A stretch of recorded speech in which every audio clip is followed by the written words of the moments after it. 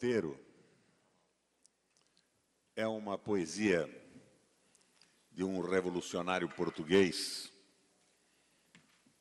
que, na época do Salazar, veio para o Brasil, Sidônio Muralha. É um roteiro de vida, um roteiro de comportamento. E, realmente, quando nós temos certeza de que uma tarefa de transformação nos espera, não importa o preço. E preços altos eu tenho pagado. Por exemplo, vocês que acompanham a nossa escola de governo, sabem que no seu espaço eu denunciei o roubo da Sanepar, falcatruas de toda a natureza. E pasmem os senhores, o condenado tem sido o governador. Condenado por ofensa à moral, com o pretexto esgrimido por juízes de que os bandidos e ladrões ainda não foram julgados com o julgamento transitado e definitivo. É duro o jogo e o custo financeiro e pessoal é alto. Mas se nós temos, companheiros, uma tarefa a cumprir, o preço não importa. A nossa justiça é cega e seria maravilhoso se os juízes em algum momento tirassem a venda que impede a sua visão e passassem a enxergar a sociedade e o clamor de decência e de comportamento ético de todo o povo brasileiro.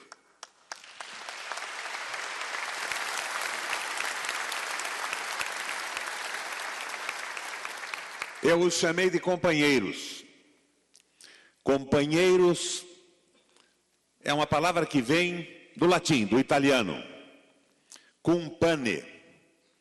Companheiros são aqueles que, sentados a uma mesma mesa, repartem o pão. O pão doce e farto dos bons momentos, o pão amargo e parco dos momentos difíceis. Nós estamos numa jornada longa e juntos há muito tempo. Muito cedo aprendemos que o nosso exemplo e o nosso testemunho podem ajudar na mudança da sociedade. Eu, pessoalmente, já estou muito velho para mudar de opinião. Sei lá. Quem disse?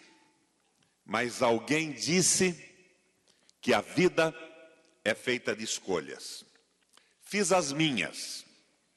À véspera de concluir o terceiro período à frente do governo do Paraná, falo dessas escolhas, das minhas inclinações, para onde e por que tendi. Falo para dizer que refaria o caminho, porque ele não se desviou dos compromissos de toda uma vida. Ainda que, às vezes, eu e o Pessutão, à frente do governo, nos tenhamos sentido sós, porque a incompreensão em dadas circunstâncias afastou até mesmo companheiros muito próximos. No discurso de posse deste mandato, em janeiro de 2007, procurei deixar claro qual foram nossas escolhas, de que lado batia o nosso coração. Vínhamos de uma duríssima campanha eleitoral.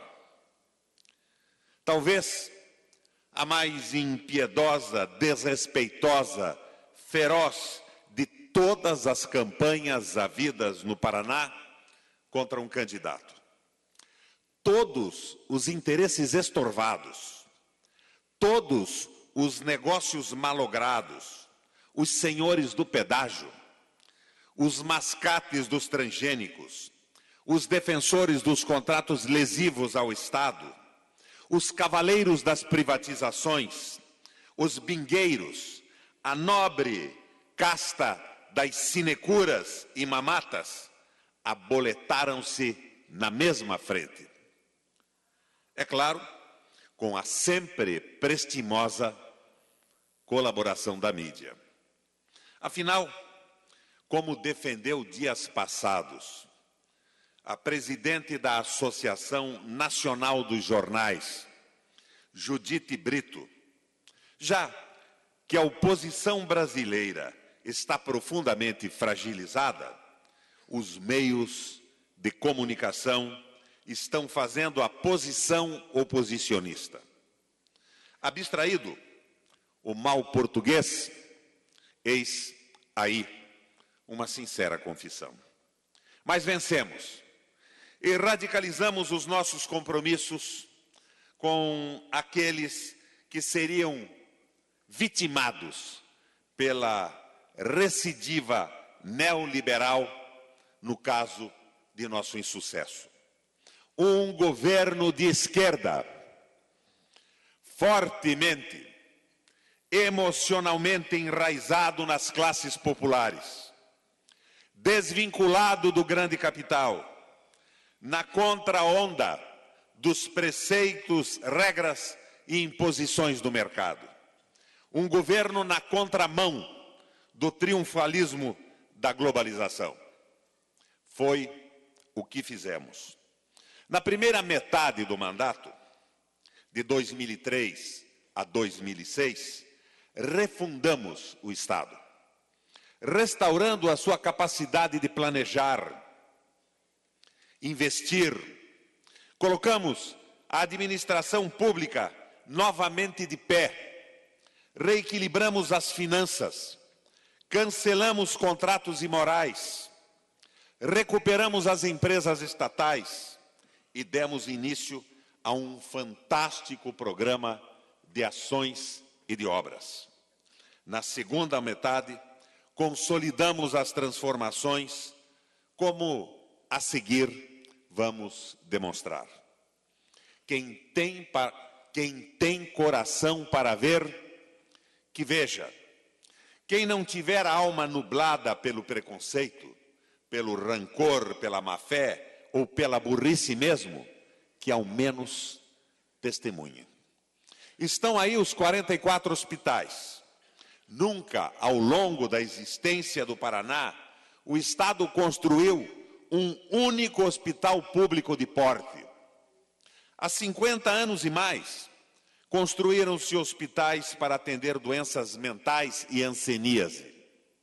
Hospitais gerais, públicos e gratuitos, nenhum na história do Paraná. Construímos 13 grandes hospitais públicos. Reconstruímos, reformamos e ampliamos outros 31. Hospitais 100% SUS, 100% gratuitos, com equipamentos de qualidade, com instalações superiores à dos melhores hospitais privados. Talvez seja isso o que incomoda muita gente. Agora, o Estado fornece aos mais pobres aquilo que era privilégio dos mais ricos. E vem as críticas, as inevitáveis críticas. E eles dizem, a manutenção desses hospitais vai custar uma fortuna. De fato, não vai ser barato. E daí? Queimar dinheiro público em bandalheiras, em privatizações desastrosas, em licitações e obras superfaturadas, em salários e mordomias de sultões, aí pode. Dar para os mais pobres um hospital equipado com o que há de mais moderno no mundo, para eles é um escândalo. Além dos 44 hospitais, estamos construindo 300 clínicas da mulher e da criança. Clínicas com ultrassom, gabinete dentário, acompanhamento pré-natal, pós-natal. Quem nasce no nosso Paraná tem direito à vida e essas clínicas estão garantindo este direito. Costumam dizer que um dos grandes desafios dos países menos desenvolvidos é a educação. Que sem um desenvolvimento educacional não haverá avanço econômico. Se assim for, e assim é, o Paraná, o nosso Paraná, está dando um exemplo para o Brasil. A começar pelo orçamento, 30% para a educação, o maior do país. Resultado, os nossos alunos do ensino fundamental e do médio têm obtido as melhores notas nas avaliações do Ministério da Educação. Seguidamente, ganhamos ouro nas Olimpíadas de Matemática e Português. Cerca de 70% dos aprovados em nossas universidades são alunos de escolas públicas do Paraná. Em cada sala de aula, uma televisão multimídia, ampliando infinitamente as possibilidades de transmissão de conteúdos. Em todas as escolas, laboratórios de informática conectados à internet via fibra ótica, internet rapidíssima. Livros didáticos públicos, gratuitos, transporte escolar para que nenhuma criança fique fora da escola, por mais longe que possa morar. Treinamento dos professores através do maravilhoso Programa de Desenvolvimento Educacional, o PDE, uma experiência inédita no Brasil. Plano de cargos e salários, aumentos salariais diferenciados e recomposição dos ganhos para os nossos mestres. Há certas decisões dos neoliberais, desta gente que prega o Estado mínimo e amputado, que sempre me intrigaram.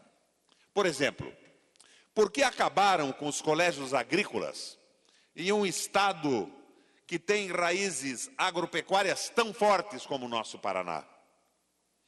Por que acabaram com o ensino profissionalizante quando a demanda por mão de obra média qualificada é cada vez maior?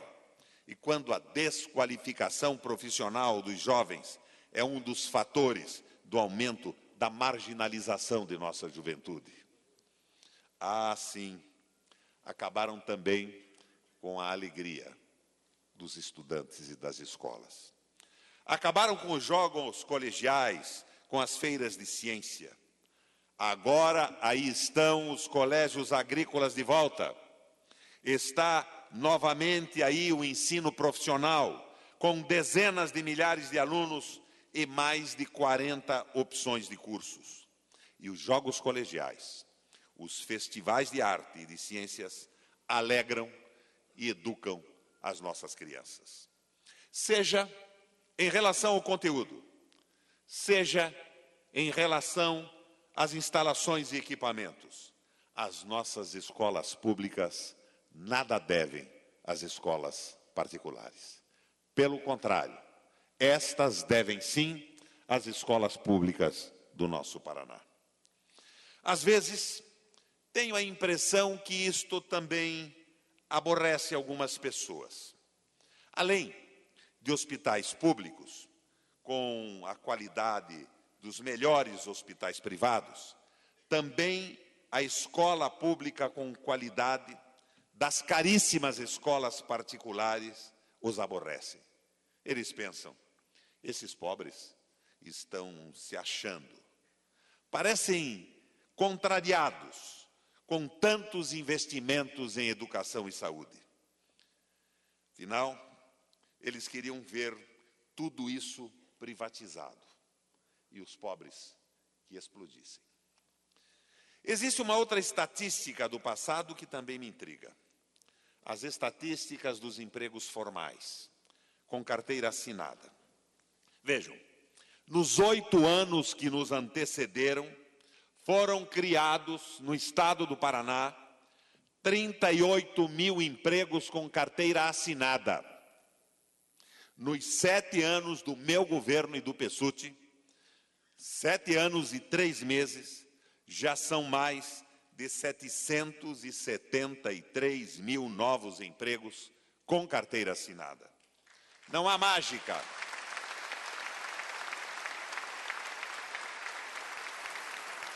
Não há mágica. Não há milagre.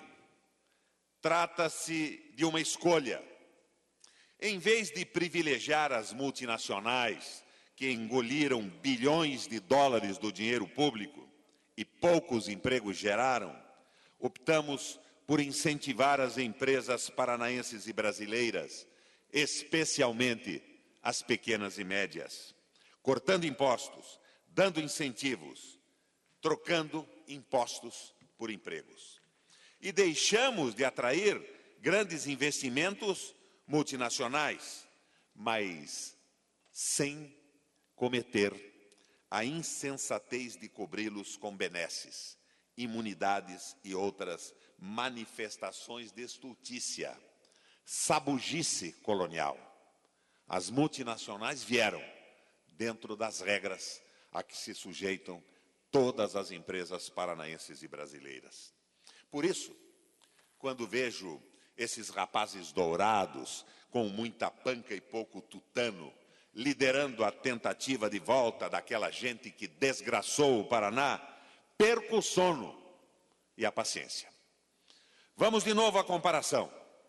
Nos 8 anos de governo daquela turma que quer voltar, foram criados apenas 38 mil empregos.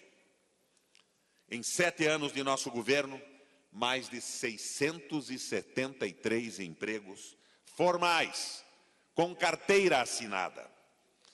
Com uma política agressiva de corte de imposto, de benefícios fiscais para quem investe nas regiões mais pobres do Paraná, fizemos girar a roda da economia.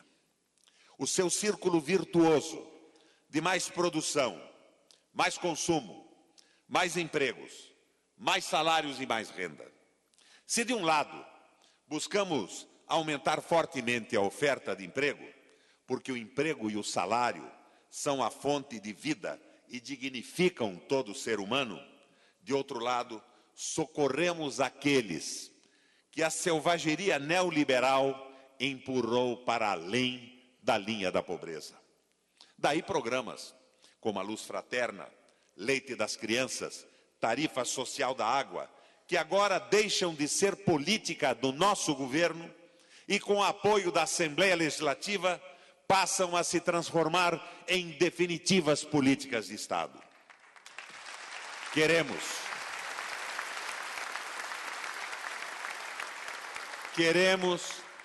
que a solidariedade com os mais pobres seja constitucionalmente obrigatória. A violência nas grandes cidades é atribuída também a um processo de urbanização acelerado e descontrolado. Esvazia-se o campo, incha-se a periferia. Desestimulado, abandonado, o pequeno proprietário tende a vender a terra e transformar-se em mais um pária urbano. Pois bem, pela primeira vez em décadas, nosso governo conseguiu deter o processo de diminuição das pequenas propriedades rurais, contrariando os fatalistas que dizem ser inevitável a redução das unidades rurais. Cresceu o número de propriedades familiares no nosso Paraná. Também aqui não há milagre, nem mágica. Criamos o fundo de aval, para que o pequeno proprietário tivesse acesso ao crédito. Antes, ele não conseguia empréstimo no banco porque não tinha como garantir esse empréstimo. Agora o avalista é o Estado, é a sociedade do Paraná que garante crédito ao produtor. O programa Trator Solidário liberta o pequeno agricultor do arado e dá a ele condições de produzir mais, com mais qualidade. O programa Irrigação Noturna opera prodígios de aumento da produção e da produtividade. Reativada e equipada, a nossa Emater dá uma sólida assistência técnica para os pequenos agricultores. O IAPAR pesquisa e fornece as melhores alternativas de plantio e cultivo. O pequeno agricultor, de invisível, tornou-se visível para o estado do Paraná. Afinal, mais de 90% das propriedades rurais paranaenses são unidades familiares. E quase tudo o que consumimos vem diretamente das pequenas propriedades para a nossa mesa. Nunca apanhei tanto quando decidi rever os contratos da Copel e o pacto de acionistas da Sanepar, além da reversão da privatização da Ferroeste. Sem falar nas várias tentativas de quebrar os contratos extorsivos do pedágio. A oposição e a mídia, que, como vimos, às vezes se confundem, no dizer da presidente nacional do Sindicato dos Jornalistas, chegaram até mesmo a criar um índice, o risco Requião. Caso o Paraná não cumprisse os contratos imorais e lesivos, diziam eles, colocaria em perigo os investimentos estrangeiros no Brasil. Sempre que vejo os filmes que retratam o período colonial na Ásia ou na África, um desses filmes ingleses, por exemplo, fico constrangido com aquelas cenas de servilismo do colonialismo babão. O mesmo constrangimento eu senti quando vi a reação de políticos, economistas e jornalistas diante da minha decisão de suspender o pagamento e renegociar contratos lesivos ao Paraná e ao seu povo. Até mesmo o comentarista esportivo, o repórter policial, entre uma ripada no bandeirinha e uma cena de sangue no boteco, achavam espaço para me desancar. Na verdade, do outro lado da mesa, encontrei muito mais compreensão que entre os obtusos defensores do Pacta Sunt Servanda. A renegociação dos contratos salvou a Copel, hoje a mais sólida e exuberante das empresas de energia do país, que mesmo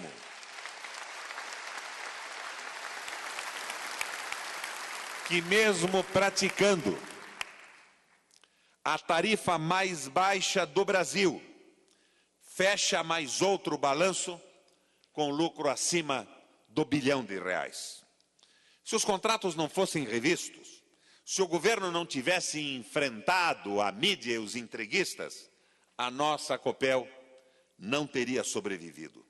Ainda assim, ninguém nos pediu desculpas pelas sandices ditas e repetidas à exaustão. Pior, pesquisem e não vão encontrar notícias sobre como foi essa negociação. E querem ainda que eu, pessoa física, cidadão e governador do Paraná, os respeite.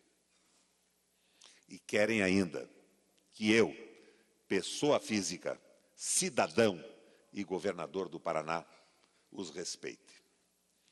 A Sanepar, cujo pacto de acionistas entregava ao sócio privado e minoritário, que definiu a obtenção de lucros como missão da empresa, voltou às mãos do Estado. Foram mais de 3 bilhões e 400 milhões de reais em investimentos, transformando o nosso Estado no Paraná dos maiores índices de tratamento de água e de esgoto do país. No Dia da Água, 22 passado, a ONU divulgou um relatório dando conta da verdadeira devastação que a falta de saneamento faz na humanidade. Mesmo em nosso país, são as doenças infecto-contagiosas provocadas pela ausência da água e do esgoto, tratados, que mais engrossam as fileiras do SUS. Logo, o saneamento, meus irmãos e minhas irmãs, não pode ficar em mãos privadas. Para universalizar o acesso do saneamento, que não é um negócio, Restabelecemos a tarifa social da água. Beneficiamos hoje perto de 1 milhão de paranaenses. A tarifa social havia sido criada no nosso primeiro governo e praticamente extinta, com a venda de parte da Sanepar ao consórcio Dominó, privando famílias mais pobres de água e esgoto tratado. E esta gente ainda quer, Pessutão, voltar ao governo do Paraná. Eles ainda querem voltar, restabelecer a visão neoliberal do Estado mínimo, do povo sacrificado, do mercado a serviço da cupidez dos grandes capitais do planeta. A batalha pela recuperação do Porto Público de Paranaguá foi outra dificílima refrega. O porto estava sendo preparado para a privatização, abandonado a fim de que o arremate fosse por preço de banana. Sem investimentos, sujo, balanças adulteradas, mais de 2.000 reclamações internacionais de fraude nas cargas por ano. Apenas em 2002, tínhamos um passivo trabalhista rigorosamente fantástico. Pátio de triagem e cais tomados por gangues. Prostituição e tráfico nas ruas de acesso, esburacadas e mal cheirosas. Altíssima inadimplência, já que poucos pagavam as tarifas e ninguém cobrava. O Porto de Paranaguá exigia uma dura intervenção. E assim foi feito. Cessou o calote das tarifas portuárias. Desmontou-se a indústria das horas extras, indevidas. Aferiram-se as balanças, acabaram as fraudes das cargas exportadas e o Porto voltou a ter dinheiro em caixa para obras. Foram mais de 300 milhões de reais em investimentos, com recursos próprios, transformando o Porto de Paranaguá em um dos mais modernos terminais do Brasil. Antes condenado a ser um sonolento porto graneleiro, Paranaguá é hoje o porto multicargas. Depois das obras de modernização, ele passou a operar com veículos congelados, carga geral, fertilizante, containers, madeira. Resultado, a receita cambial, que em 2002 era de 4 bilhões de dólares, pulou para 12 bilhões e 500 milhões em 2009. E o porto não é a porta de entrada e de saída do Brasil e de uma região inteira na mão de grupos com interesses comerciais exclusivos e bem claros. É a porta de entrada e de saída da economia do Paraná, do sul do Brasil e do país inteiro. Hoje, o Porto de Paranaguá fala com o mundo e integra com sucesso o sistema internacional de portos. Na campanha eleitoral de 2002, percorrendo o Paraná em todas as direções, vi a malha rodoviária estadual destruída. Um patrimônio de mais de 10 bilhões de reais, segundo se avaliava à época, destroçado pela incúria dos irresponsáveis criadores do pedágio.